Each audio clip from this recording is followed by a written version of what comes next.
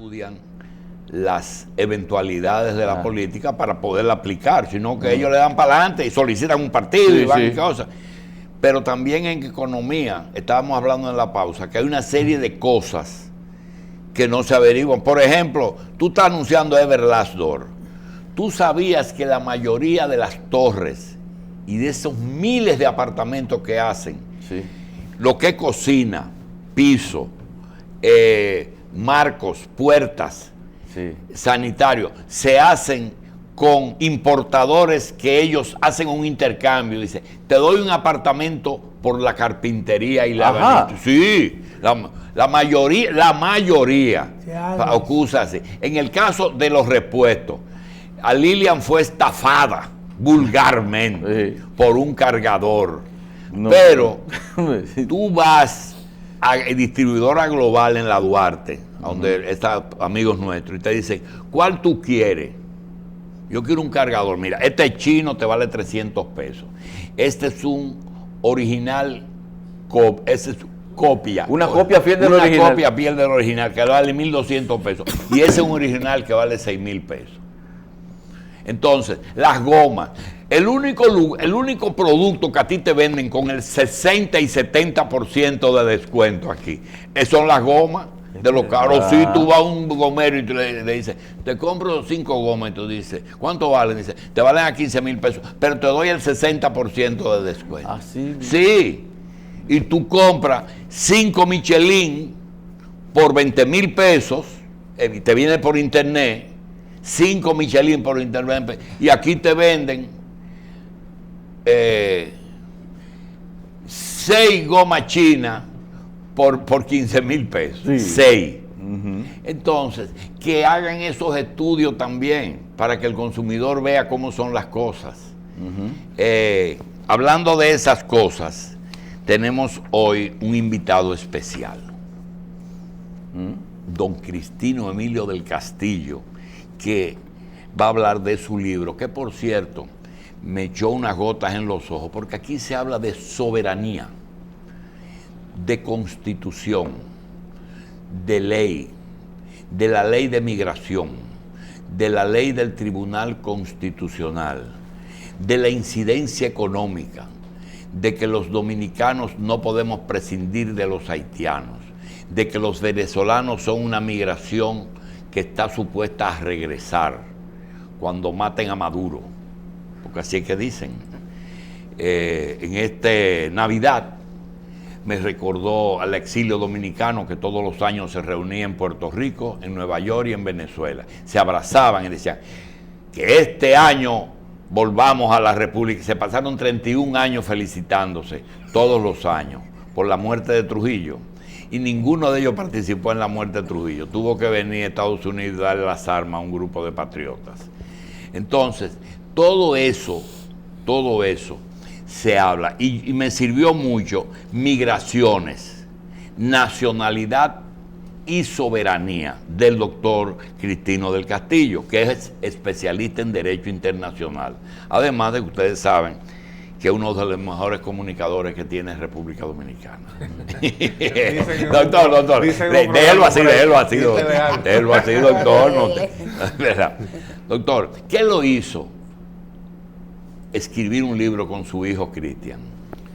Bueno, el hijo mío escribió su tesis de grado sobre ese tema, el tema de la nacionalidad. ¿Es abogado también? Sí.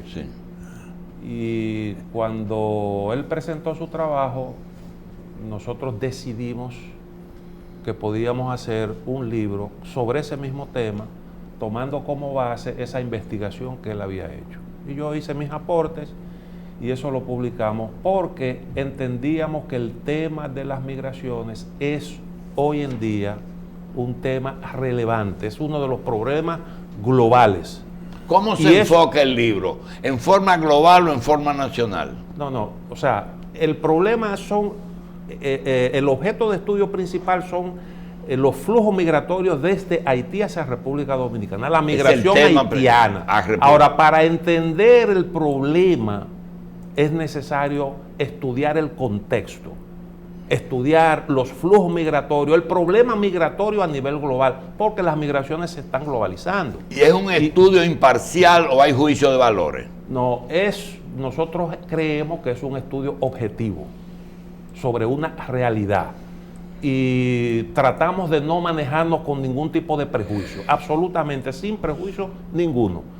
Y el que lee las conclusiones se da cuenta precisamente de que nosotros no tenemos sesgo ni ideológico, ni hay problema de xenofobia, ni nada de eso. Simple y llanamente el análisis de un problema tratando de establecer cuáles son las tendencias, cómo incide eso. Uno de los problemas que hay, ustedes juzgan leyes dominicanas, porque ese es el problema, que la gente juzga, por ejemplo, la ley, el fallo constitucional del tribunal. Ese es el eje central, porque ahí hablamos de las reglas de reconocimiento de la nacionalidad en República Dominicana.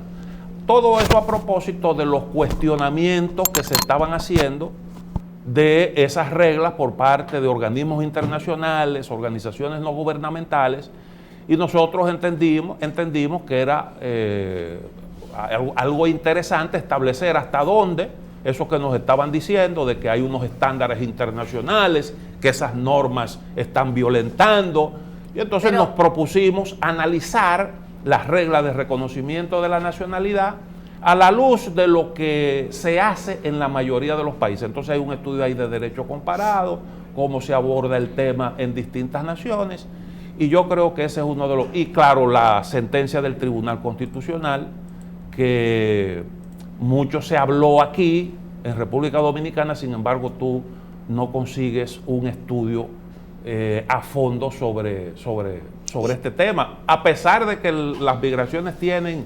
en la isla nuestra tienen más de un siglo.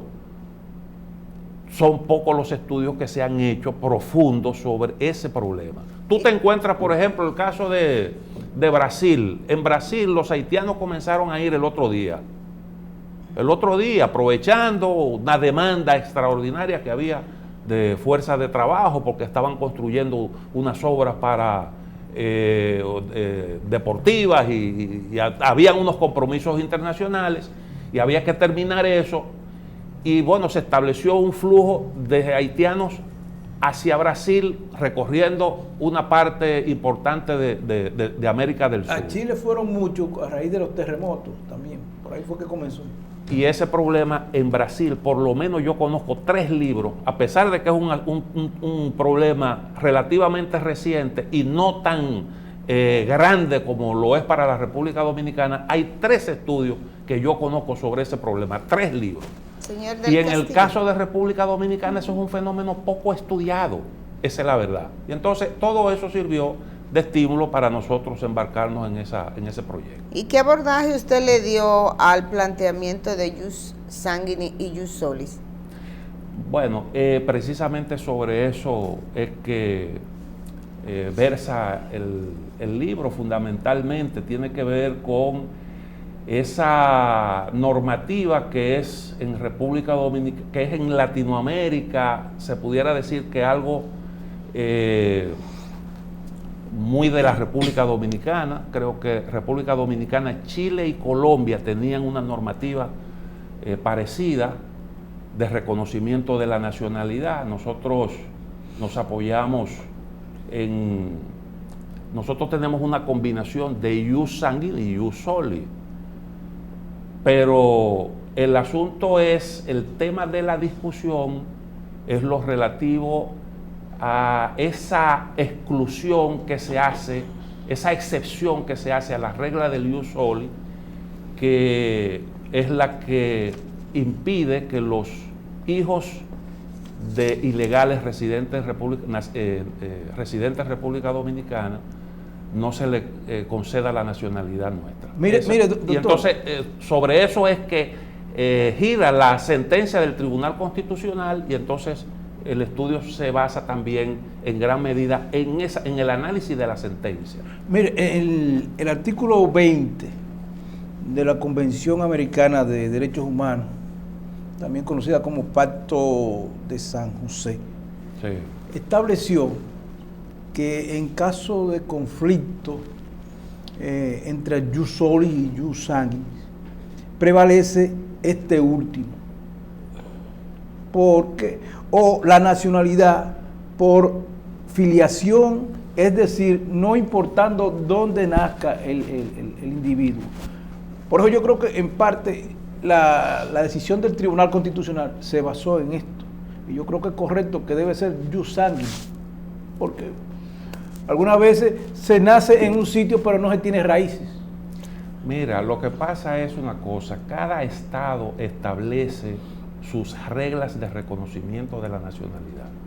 El derecho internacional no contiene normas, ninguna norma sobre nacionalidad. Lo que establece es una protección o unas normativas para evitar la apatridia. Pero en el derecho internacional se reconoce la potestad del Estado para determinar sin ningún tipo de restricción quiénes son sus nacionales. Esa es la realidad. Ahora, los tratados, los acuerdos internacionales tratan de evitar la apatridia, y por eso usted ve que hay convenciones que obligan a los estados a conceder la nacionalidad a aquellos nacidos en su territorio que no tengan otra. Si esa persona que nace en tu territorio, aunque no le corresponda la nacionalidad de acuerdo con tus reglas, si de otra forma sería apátrida, entonces tú estarías en la obligación de cederle, reconocerle la nacionalidad, para que no quede sin ninguna. Esa es la idea. Pero que ese es el problema, porque es que en Haití hay mucha gente que no está documentada. Entonces, alguna vez Haití dice, no, ese no es mío, ese no es haitiano, ese es dominicano. Los apátridas son de allá. Yo creo de allá que mismo. los mayores niveles de conflictividad que hubo con la sentencia 168 es justamente el efecto, digamos, retroactivo, que se fue hasta 1929 para situaciones que en principio algunos entendíamos que la Constitución había establecido a partir del 2010, cuando definió definitivamente unas reglas claras de cómo se adquiere la nacionalidad dominicana, porque anteriormente no estaba tan definido constitucionalmente, teníamos los dos modelos, el derecho de suelo y el derecho de sangre. Ahora justamente está bastante delimitado. Doctor. Pero aquí hay que aclarar algo.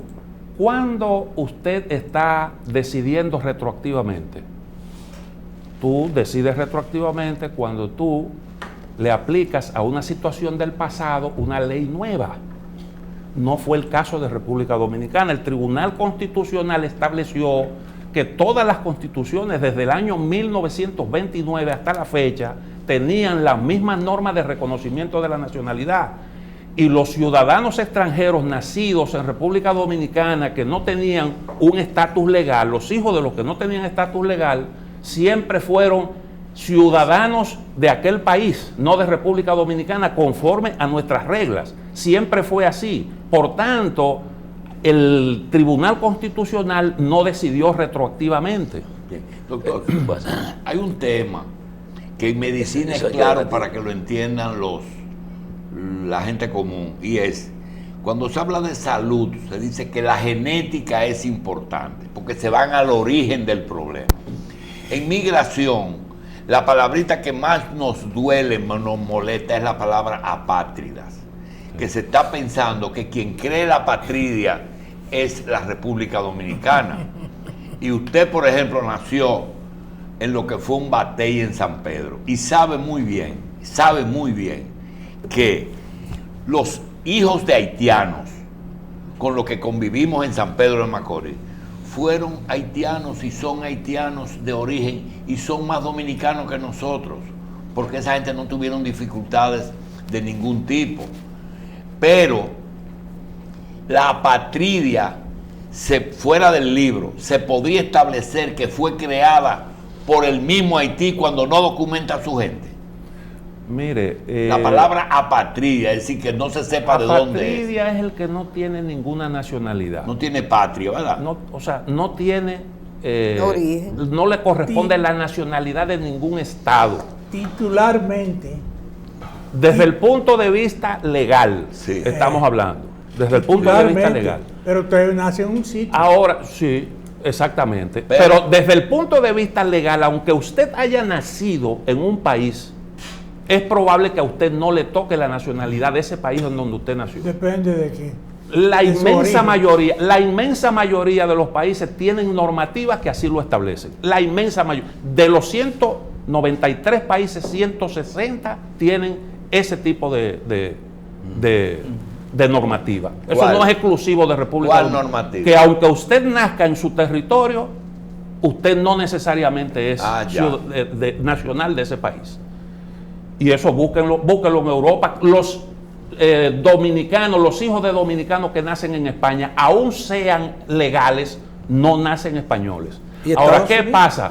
Tú no le puedes atribuir un problema a la República Dominicana que no es consecuencia de un defecto de su legislación y que no es una consecuencia de un accionar, no es consecuencia de acciones del Estado Dominicano. Eso es el producto de que hay unos ciudadanos que no han sido debidamente documentados, porque cuando tú naces en un país, ¿qué es lo primero que tú haces? Tú vas al consulado y tú sacas un acta de nacimiento y tú buscas tener un pasaporte de forma tal que tú estés documentado. Pero en Haití no hay esa cultura y los haitianos no tienen documentos.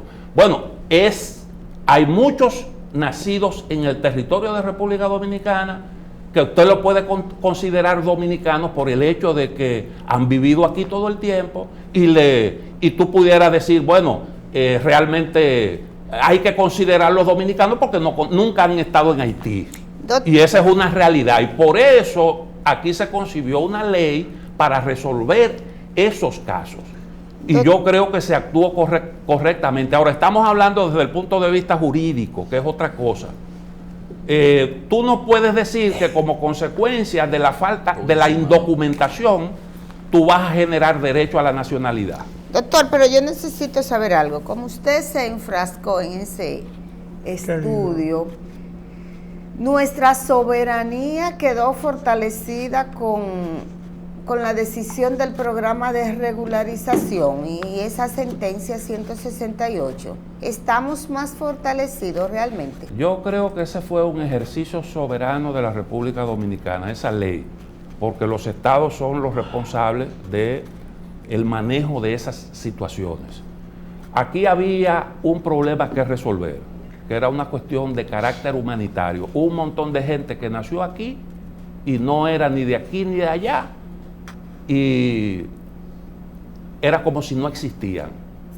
Y lógicamente había que darle una solución a eso. Cuando hablamos de soberanía y nosotros traemos a colación el asunto ¿de qué nosotros estamos hablando? Estamos hablando de que realmente en la época actual de la globalización hay un proceso de erosión de los estados nacionales.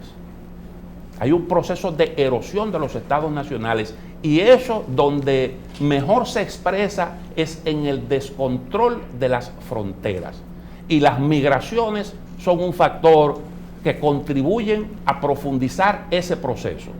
¿Por qué? Porque los flujos migratorios han contribuido a crear una especie de espacios transnacionales habitados por individuos que no son ni de aquí ni de allá, que de alguna manera juntan los dos espacios, el espacio del país que los recibe y del país de donde provienen, se juntan las culturas, se juntan las costumbres y hay gente que tiene lealtades múltiples y estamos hablando como de un ciudadano distinto a ese que nosotros estamos acostumbrados. Eso fue un proceso que nosotros vimos durante buena parte del siglo pasado, pero ahora con el crecimiento de los flujos migratorios, esos espacios se han ampliado y esos espacios, los habitantes de esos espacios han buscado reconocimiento internacional y lo están logrando, y eso opera como un factor que debilita la soberanía del Estado. Y tú lo ves incluso en el caso de Estados Unidos. Hasta en el caso de Estados Unidos, con problemas para controlar su frontera y una discusión con el tema fronterizo y el tema migratorio. Eso, la creación de esos espacios transnacionales es lo que ha permitido que lleguen ahí las redes migratorias, que son el conjunto de todas aquellas fuerzas, de todas las organizaciones, personalidades, organizaciones no gubernamentales, organismos Doctor, interestatales.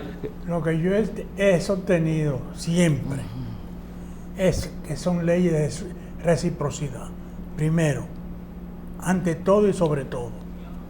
Pero también usted no puede establecer su legislación con arreglo a lo que piensen una serie de gente internacionalmente. Eso no puede ser así. Ni tampoco inspirado en la realidad de otro país. Tampoco. Que, mira, nosotros aquí resolvemos este problema de tal manera, porque cada quien tiene su realidad. Por eso es que usted ve que, aunque se trata de un fenómeno que tiene componentes internacionales, en el derecho internacional lo que prevalece es el criterio de que cada país, tomando en consideración su situación particular, es la que regula eso. Todo lo que tiene que ver con quién ingresa a su territorio, quién permanece, los controles de la frontera, las reglas de establecimiento de la nacionalidad, esos son aspectos que le corresponden naturalmente en el derecho internacional. Ha habido una creciente protección de los derechos humanos y por eso hay un interés en estos temas. Doctor, usted es digamos, correctamente muy jurídico al plantear el problema. El doctor Julio Jacín, en su comentario de inicio, recordaba que nosotros tenemos como país un presupuesto para 10 millones de habitantes, no para 20. Es decir, que en la frontera continúa el flujo. En sus conclusiones, ¿qué usted recomienda?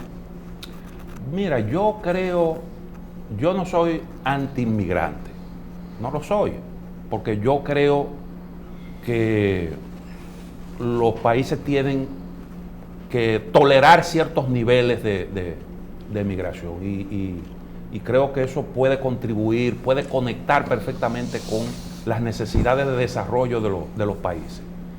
Ahora, yo creo en la necesidad de ordenar eso, y yo creo también en la necesidad de darle al inmigrante, al que está legal, el mismo tratamiento que se le da al dominicano. ¿Por qué? Solo cuando, sí, por una cuestión de derecho. ¿Está legal? Si tú tienes una residencia legal, a ti hay que incluirte también, si tú trabajas, hay que incluirte en la seguridad social. Tú puedes tener una residencia y tener ciertos derechos, no todos los derechos. No, los derechos. Yo no tengo los mismos derechos en No otros países. desde luego que no los mismos derechos, porque tú no puedes ser presidente ni tienes derecho al voto. Yo me refiero a los derechos fundamentales de la persona humana. Mire lo que pasa. Ahora, yo quiero explicar algo con respecto a eso que me parece importante. Porque ¿qué es lo que ocurre aquí? Usted ve gente que son supuestamente defensores de los derechos de los migrantes, pero cuando usted le dice, vamos a pagarle lo que hay que pagarle a un trabajador y vamos a incluirlo en la seguridad social, entonces usted dice, no, espérate. Porque la idea Es una ventaja comparativa. Ese es el problema. Ese es el problema. El día que se igualen los derechos, ya desaparece el interés por el extranjero y desaparecerán muchos defensores de los derechos Perdóname, yo quiero justificar. Mucha gente está viendo el programa y dice, pero bueno, Cristino es la revista, pero está siendo entrevistado. La razón de la entrevista no fue justamente el libro, porque ya del libro se ha hablado, se hizo un programa en síntesis muy bueno, que lo vamos a repetir mucho. Lo que queremos saber es lo siguiente: el pacto migratorio que no firmamos y el libro, en la esencia del libro, ¿cómo se diferencian o si son dos cosas totalmente diferentes? No, lo que el libro ayuda a entender el pacto migratorio, ayuda a entender eso, porque si usted ve el libro, la parte que se refiere a las migraciones internacionales cuáles son las características de ese fenómeno, fácilmente usted puede entender qué es lo que hay detrás de todo eso, qué es lo que se busca, que es un fenómeno realmente complejo, que yo digo que poca gente ha estudiado, y por eso realmente el libro. Pero el libro fue antes del pacto. Sí, pero se entiende. O sea, nosotros de alguna forma, bueno, ya cuando nosotros estamos estudiando el libro ya se veía venir, ya se había ¿Y la esencia del pacto cuál es? Globalizar al ser humano. No, mire qué es lo que está ocurriendo. Hay un fenómeno ahora mismo. Déjeme ver cómo yo lo explico porque es un poquito largo. No importa. Explicar el proceso. ¿Cuál es? O sea, las migraciones son la consecuencia de un problema el origen de lo que estamos ocurriendo. ¿Cuál es ese problema fundamental que ha contribuido a acelerar las migraciones? Un malestar que acompaña el proceso de globalización. Hay gente que te dice, no, pero se globalizan los factores de la producción y por tanto el trabajo, la que es un mano de factor obra, también se globaliza. No, yo pudiera entender, si vemos cómo se ha ido conformando el mundo globalizado, yo pudiera entender que haya flexibilidad para que se muevan los técnicos que trabajan al servicio de las empresas transnacionales, los ejecutivos, que esos son los que tienen que realmente que moverse porque ese tipo de actividad transnacional lo demanda. Ahora, lo que nosotros estamos viendo es que el flujo masivo de gente hacia distintos destinos, lo que tiene que ver es con lo que el proceso de globalización no logra resolver. Es bueno para unos cuantos y excluye a otros. Y ese es el problema que ha exacerbado los flujos migratorios. Ese malestar. Mire, usted ahora, sin quererlo, ha tocado un punto que nosotros tenemos pruebas, que te puedo decir nombre y apellido, pero por respeto a esa gente. De Venezuela han venido migraciones que van desde gente pobre, que se le puso difícil su forma de vida en Venezuela, hasta grandes empresarios e inversionistas que tenían tanto dinero que eligieron República Dominicana y Panamá para invertir su dinero. Lo normal es que esas empresas, una de ellas específicamente, empleara en sus empresas a sus connacionales, es decir, una empresa, migración ha tenido que ir y decirle, mire, aquí hay más del 20. Dice, sí, pero déjame ayudar mi gente aquí en el país. Entonces, cuando le van a aplicar la ley, ilegales son los empleados, pero los ejecutivos y propietarios dicen, no, esos son inversionistas. Es decir, que usted ha puesto de ejemplo el tema de las diferencias. Con los chinos va a pasar lo mismo. Yo digo que el pacto migratorio estaría estableciendo una nueva categoría de migrantes. Una nueva categoría. ¿Sabe por qué? Porque ese pacto establece que, bueno, hay una realidad que es el que está ilegal, el que cruza la frontera. Tú tienes la obligación de garantizarle los derechos a ese ciudadano. Para que ese ciudadano pueda realizar sus derechos, tú le das una documentación. No significa que tú lo estás legalizando, le das una documentación. Entonces tú estás creando un ciudadano, una categoría que no es ni legal ni es ilegal. Y ese individuo en el mercado laboral. ¿Quién da esa documentación? El Estado. Ah, pues sí, del Estado. El Estado, ya eso es una manera de tú legalizarlo por la vía de hecho. Sí. Pero tú le das una documentación. Y la expulsión, la detención son medidas excepcionales. Son medidas de excepción. Eso lo establece el pacto.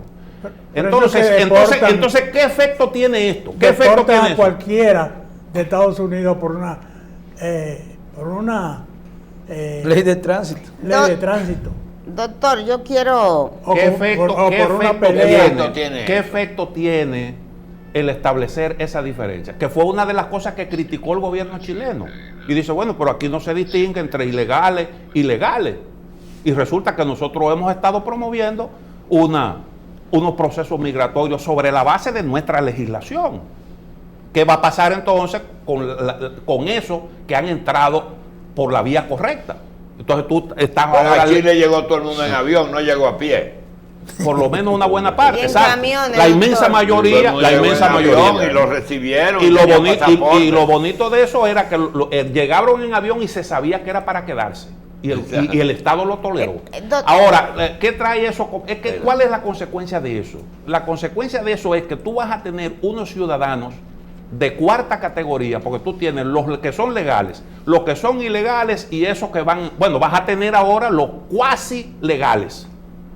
Y esos cuasi legales van a competir en el mercado laboral con los que están legales. Y va a ser una especie de dumping laboral para aquellos que tienen un estatus Y esos legal. capitales prefieren más sumisión, una migración que sean sumisas, porque allá tienen a los mapuches todo concentrado en un solo sitio y no le dan oportunidad para nada. En Chile, Sí. imagínate tú. Sumisión es lo que... Seguimos con el pacto, doctor.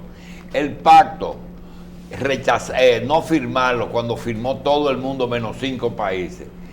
¿Qué motivo buscamos nosotros? No, eso fue, yo creo que un paso correcto, porque República Dominicana tiene una realidad que no tiene la mayoría de los países. Nosotros tenemos ahí un estado en riesgo de colapsar y estamos lidiando con esa realidad. Y la presión migratoria que nosotros tenemos no la tiene la mayoría de los países. Ahora, hay países que firmaron convencidos de que tienen la capacidad para evitar que ese pacto para ellos se convierta en vinculante. Y una prueba de eso es el hecho de que el día pasado rescataron en alta mar, en el mar Mediterráneo, a unos 400 individuos que estaban a la patera, al garete. Sí, al garete.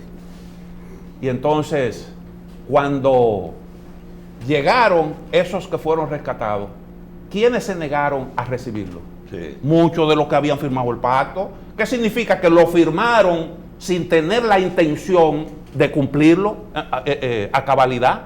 Ahora, en el caso de los países como República Dominicana, que somos vulnerables, que somos débiles, que nos zarandean y nos narigonean, en el caso de República Dominicana, con un informe que nos haga la ONU, nos arrinconan.